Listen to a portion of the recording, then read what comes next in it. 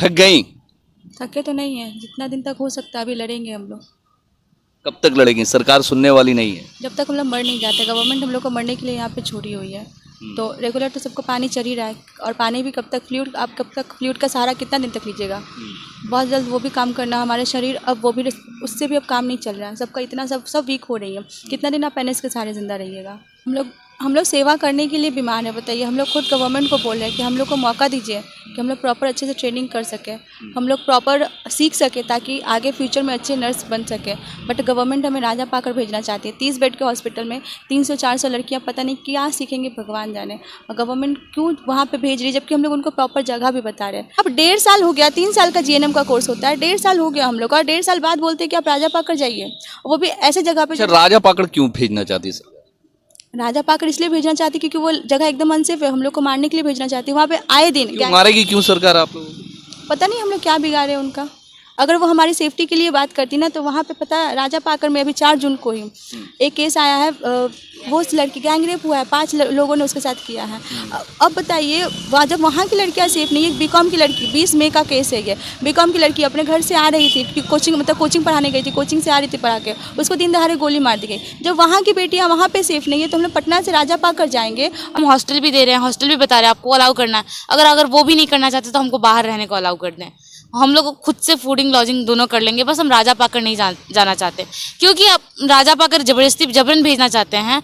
हमको नहीं समझ में आ रहा है कि आपका उसके पीछे मनसा क्या है, आप चाहते क्या हैं। लड़की होकर सड़क पे बैठी हैं, दिन रात सड़कों पे बैठी हैं, डर उर नहीं लगता है? नहीं, डर तो नहीं लगता है। अब मुख्यमंत्री जी का यही इच्छा है कि हम लोग सड़क पे उतरें, अपनी मांगों को रखें। उसके उपरांत भी वो हमारी मांगों को सुन नहीं रहे हैं, हमारे लिए कुछ कर नहीं रहे हैं, तो हम लोग तो अपने हक के लिए लड़ेंगे ही। फिर कुछ पानी वानी पीकर ही वो लोग कंटिन्यू अपना भूख हड़ताल जारी रख रही हैं, बट गवर्नमेंट को ये कुछ दिखाई नहीं दे रहा है। उनकी बेटियाँ सड़क पर बैठी हैं, बट उनको कुछ भी समझ नहीं आ रहा है कि वो हमें अपनी बेटियां समझते ही नहीं है। बिल्कुल आप सही कह रहे हो। अगर आप लोग भले गार्जियन समझा करें, मगर वो लोग बेटियां नहीं समझते। हाँ, बेटी बचाओ बेटी पढ़ाओ का नारा उनका कितना ही सही है, कितना ही सफल हो रहा है, ये तो उनको दिख ही रहा होगा कि वो हम लोग के लिए क्या कर रहे हैं। रात हम लोग यहीं पे रहते, बगल में पीर बहोर थाना, एक पुलिस कांस्टेबल तक हमारी प्रोटेक्शन के लिए नहीं आता। ऐसी रात बिल्कुल बिल्कुल बिल्कुल ऐसे ही यहाँ पे घूमते रहते, लेकिन कोई देखने वाला, सुध लेने वाला नहीं कि हाँ लड़कियाँ जिंदा भी है ना या मर गई, कोई फर्क नहीं पता। यहीं पे 4 कदम की दूरी पे नशेरी गंजेरी पूरा का पूरा ये एरिया वैसा ही है, और कितना सेफ एरिया है ये सभी को पता है, गर्दनी बाग वाला ये रोड। और हम लोग ऐसे ही रहते हैं, बट स्टिल कोई नहीं देखने आता। पूरी लेने आ जाते ना, कहीं हम बिहार से दूसरे जगह से तो नहीं है, हम आतंकवादी नहीं है, तालिबानी नहीं है। उनको सोचना चाहिए कि हमारे राज्य की बेटियां हैं, कुछ भी हो, इतना इधर से बहुत ज़्यादा दूर नहीं है उनका घर। प्रशासनिक एडमिनिस्ट्रेशन से एक डीएम जो एडीएम होते हैं, जो जहाँ भी आंदोलन होता है वहाँ पहुँच जाते हैं, लाठीचार्ज करवाते हैं। जैसे कि उन्होंने पहले 6 मई को पीएमसीएच में हमको पिटवाया था, लाठीचार्ज करवाया था, वैसे ही 6 जून को आकर वो धमकी देकर जाते हैं हमारे प्रशासन से, नेता की ओर से, मतलब जो एडमिनिस्ट्रेशन विभाग से, बस वही एडीएम आए थे और अच्छा सा धमकी देकर गए हैं कि जो 6 मई का काला वाला दिन याद नहीं है, वैसा फिर से दोहराया जाएगा, और हमारे भाई को मारकर भी गए हैं। आज तक ये बेटियां, बिहार की बेटी जो नर्सिंग की छात्रा है और जो अभी अस्पतालों में रहनी चाहिए थी बीमारों की सेवा करने के लिए, आज ये खुद बीमार पड़ी बैठी है।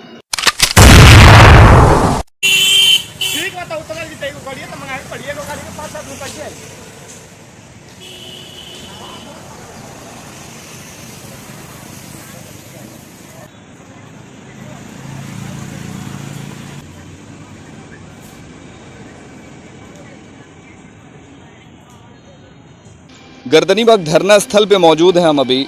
मेरे पीछे आप देख सकते हैं कि ये पीएमसीएच की नर्सें हैं, जो जीएनएम नर्सिंग की छात्राएं हैं।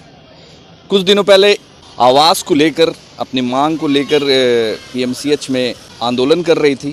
प्रशासन के द्वारा इन्हें बुरी तरीके से पीटा गया। महिला थी, फिर भी इनका ख्याल नहीं रखा गया कि महिलाओं के साथ किस तरीके का व्यवहार करना है। प्रशासन को इन्होंने ज़रा सा भी ख्याल नहीं रखा।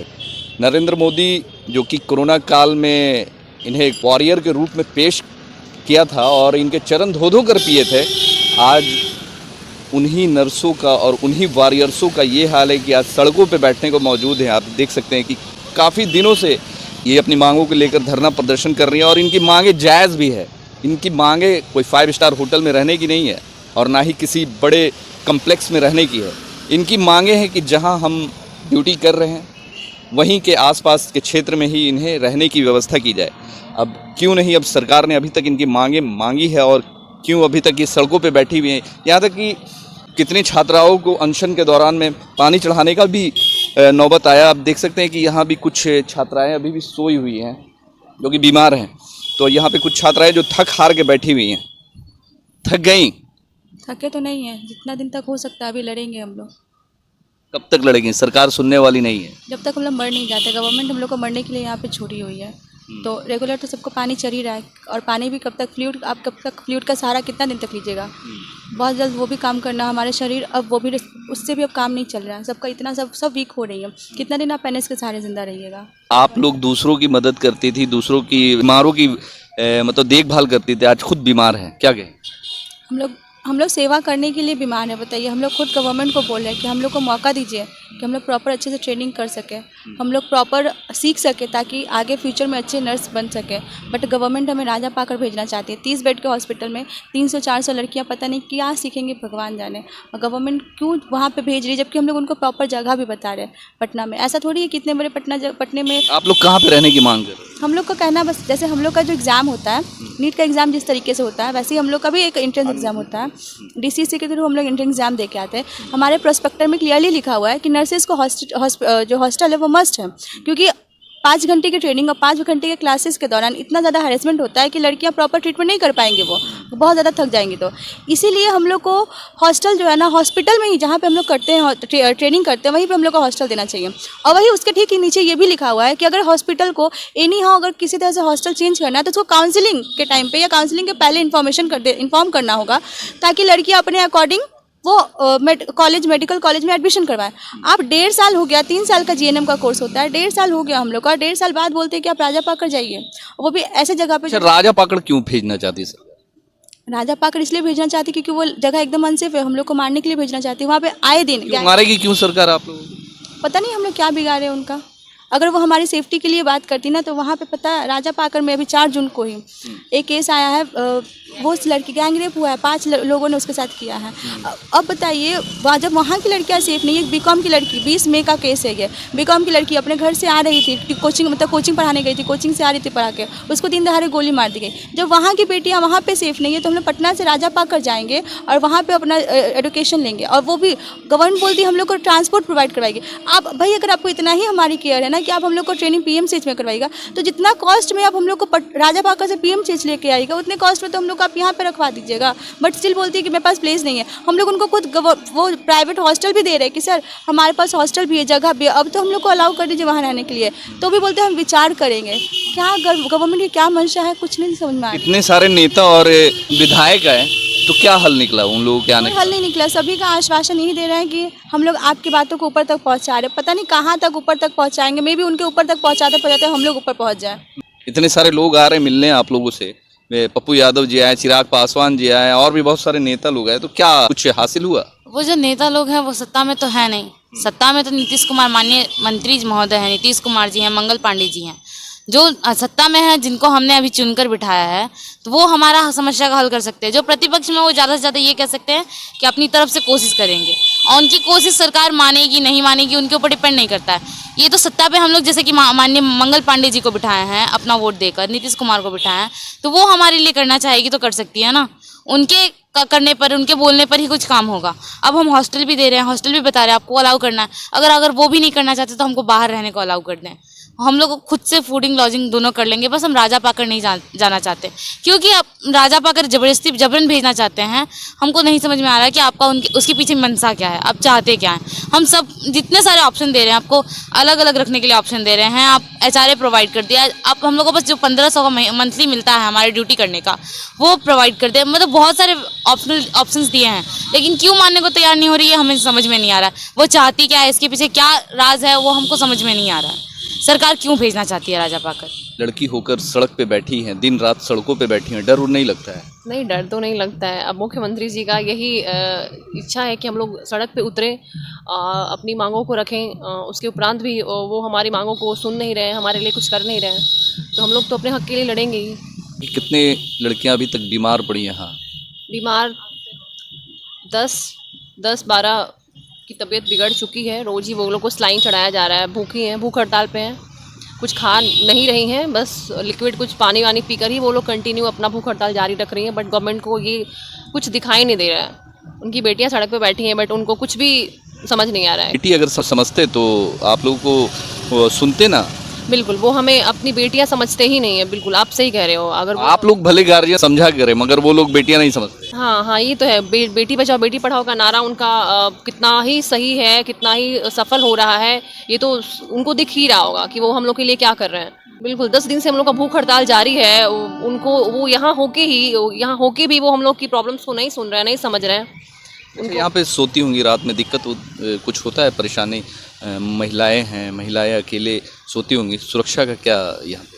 हाँ, प्रॉब्लम तो है कि रात को हम लोग ऐसे सड़क पे अकेले, वो भी बिल्कुल बहुत सारा है यहाँ पे। बिल्कुल अकेले है ना, कोई गवर्नमेंट की तरफ से पूरी रात हम लोग यहीं पे रहते। बगल में भी बहुत थाना, एक पुलिस कांस्टेबल तक हमारी प्रोटेक्शन के लिए नहीं आता। ऐसी रात बिल्कुल लेकिन ऐसे ही यहाँ पे घूमते रहते, लेकिन कोई देखने वाला सुध लेने वाला नहीं कि हाँ लड़कियाँ जिंदा भी है ना या मर गई, कोई फर्क नहीं पड़ता। यहीं पे 4 कदम की दूरी पे नशेरी गंजेरी पूरा का पूरा ये एरिया वैसा ही है। और कितना सेफ एरिया है ये सभी को पता है, गर्दनी बाग वाला ये रोड। और हम लोग ऐसे ही रहते हैं बट स्टिल कोई नहीं देखने आता। मुख्यमंत्री जी का आवाज़ भी यहाँ से दूर नहीं है। अगर वो चाहते तो थोड़ी बहुत सुध बुध लेने आ जाते ना। कहीं हम बिहार से दूसरी जगह से तो नहीं है, हम आतंकवादी नहीं है, तालिबानी नहीं है। उनको सोचना चाहिए कि हमारे राज्य की बेटियां हैं, कुछ भी हो, इतना इधर से बहुत ज़्यादा दूर नहीं है उनका घर। 1 से 1.5 किलोमीटर। अगर हम 5 साल के लिए उनको सत्ता में बिठाएं तो उनका हम लोग का पूरा हक बनता है कि वो हमको आगे 10 मिनट दे।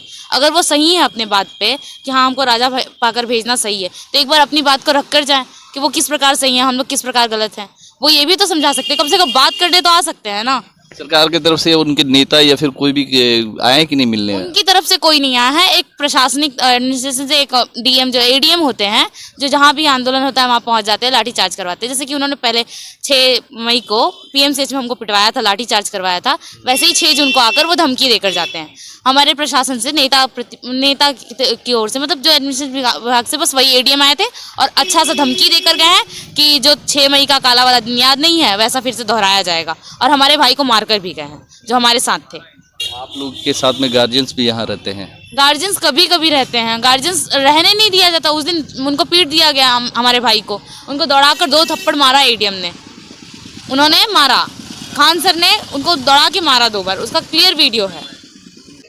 तो देख सकते हैं कि मेरे पीछे में नर्सिंग की छात्रा हैं, जीएनएम की छात्रा हैं, जो कि राजा पाकड़ नहीं जाना चाहती। अब सरकार पता नहीं क्या ऐसा राजा पाकड़ ही भेजने में लगी है कि राजा पाकड़ ही जाना पड़ेगा। और इनकी डिमांड जो है कि बस जहाँ पे ये ड्यूटी कर रही हैं वहीं आसपास कहीं क्षेत्र में इन्हें रहने की व्यवस्था दी जाए। और इन्होंने ऑप्शन भी दिया है, बट अब इस ऑप्शन पे कितना खड़े उतरते हैं। वैसे तो इनसे मिलने के लिए बहुत सारे नेता और पॉलिटिकल पार्टी के लोग भी आए, पप्पू यादव जी भी आए, चिराग पासवान जी भी आए, मगर सिर्फ आश्वासन दिया गया कि हम बात करेंगे, मगर हल कुछ नहीं निकल पाया है। आज तक ये बेटियाँ, बिहार की बेटी जो नर्सिंग की छात्रा हैं और जो अभी अस्पतालों में रहनी चाहिए थी बीमारों की सेवा करने के लिए, आज ये खुद बीमार पड़ी बैठी हैं।